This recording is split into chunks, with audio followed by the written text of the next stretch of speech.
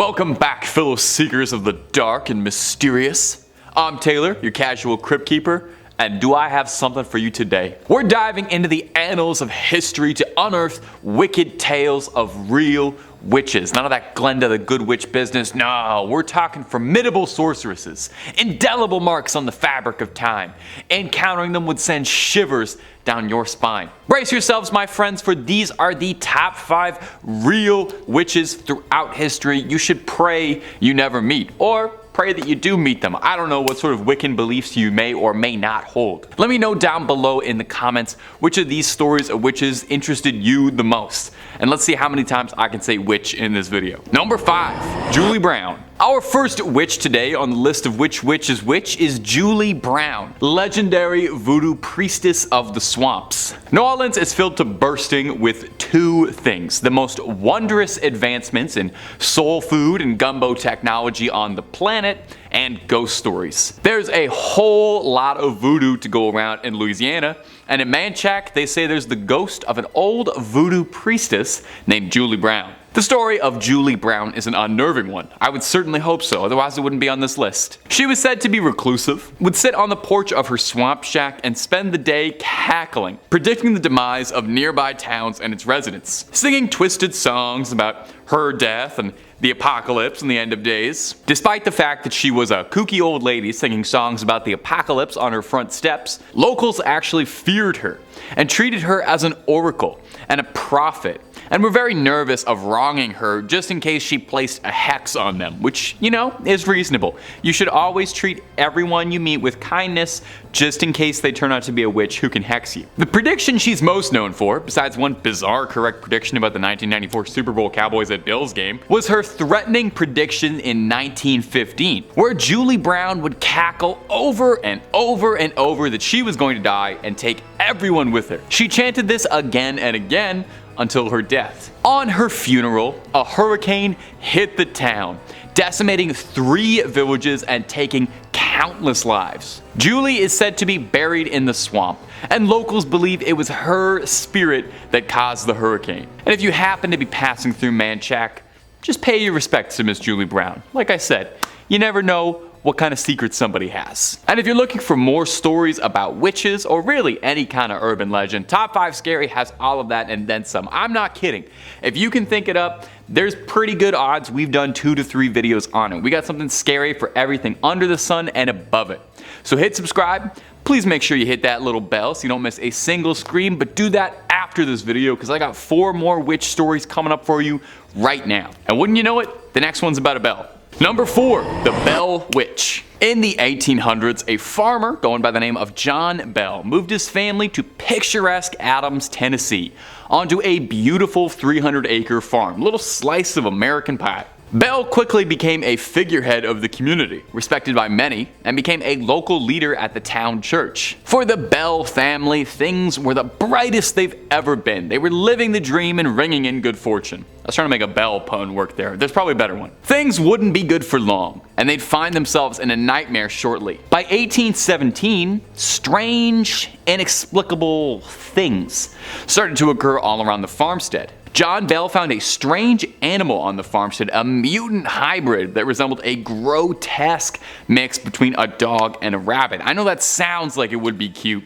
but I think if you get the wrong parts of both, that's just going to turn out to be a very, very ugly animal. I think dog, rabbit ears, pretty cute. Maybe like dog, rabbit face, dog, rabbit body. I don't know. Mess. Anyway, it was a disgusting thing. The younger members of the Bell family would wake up covered in red scratches all over their bodies at all hours of the day. The family would hear faint whispering and singing that sounded like an old woman singing hymns. Most tragic is the Bells found a mysterious vial of liquid inside their home that no one could explain or understand. Nervous about what it was, the Bells offered the mystery liquid to their cat, which passed almost immediately. Rest in peace, Bell cat, taken too soon, Undeservedly, you didn't deserve to be an experiment for them. For 3 long years, the Bell family was tormented by a mysterious entity that would later become known as the Blair Witch, after the mysterious old woman's humming and singing. In 1820, John Bell quickly grew extremely ill, quickly descending in his health, and would pass away later. At his funeral, the mourners complained they could all hear the laughing of an old woman, mocking and singing the fate of the late John Bell. The farm became a haunted attraction, where it still is to this day, and it even caught the attention of President Andrew Jackson, who in 1819, a year before Mr. Bell's passing, visited to see if legends of the witch were real. Allegedly. As soon as his carriage arrived at the property, the horses refused to budge anymore. The animals can always tell. Number 3, the Black Hag. Our next witch probably has the most impressive title out of any of them, the Black Hag. That is such a cool name for a witch to have. She resides in a church called, oh god. Let me try this. The Monastery. What, you want to throw that on screen for me? Monastery.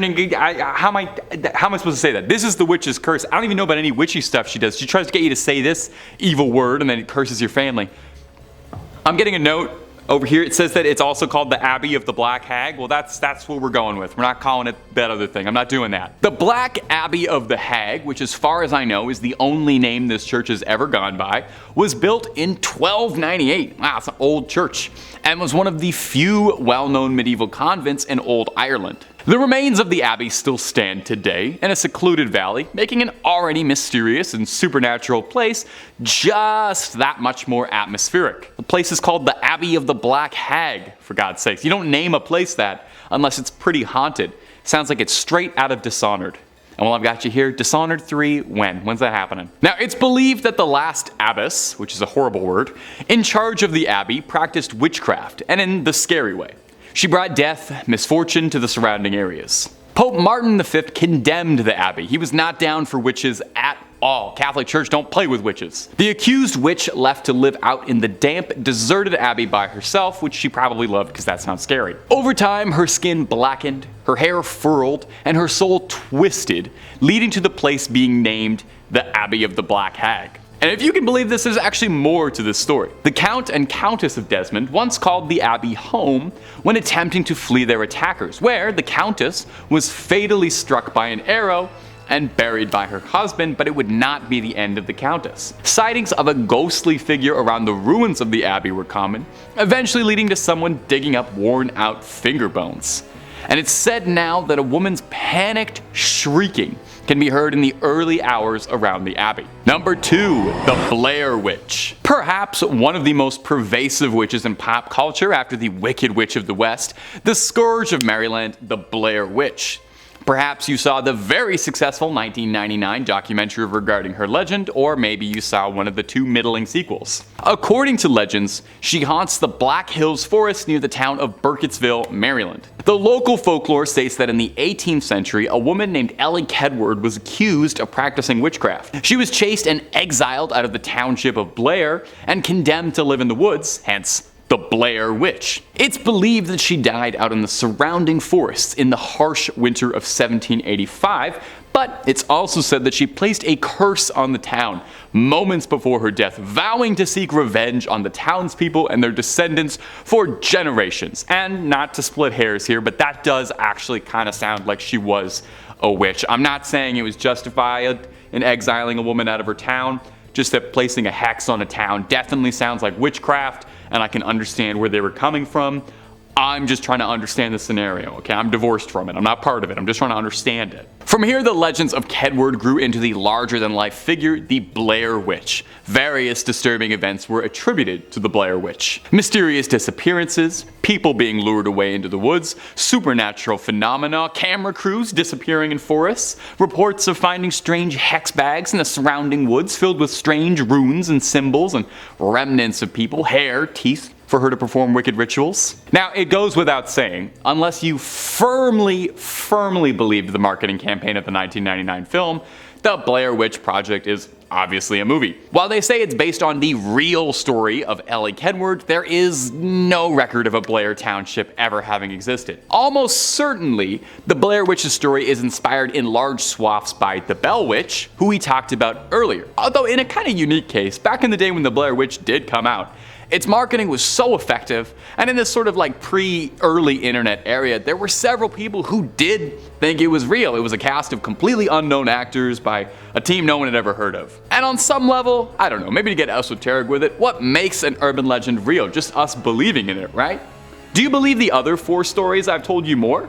They're no less fictional. My only source was the internet for all of those. So, I'm just saying, open mind. Number 1, La Bruja De Cachiche. And our final witch for today is going to be La Bruja De Cachiche, a well-known urban legend from Peru, specifically from the coastal town of Cachiche near the city of Ica. The legend revolves around a reputed witch who lived during the colonial era. According to legend, La Bruja de Cachiche was an enigmatic woman with exceptional powers and knowledge of witchcraft. She was believed to possess both healing abilities and the abilities to cast curses. She multi-specced. It was said that she used various herbs, potions, and rituals to perform her magic. Now, one of the most interesting aspects of this legend is this belief that La Bruja de Cachiche had a physical deformity, specifically a hunchback.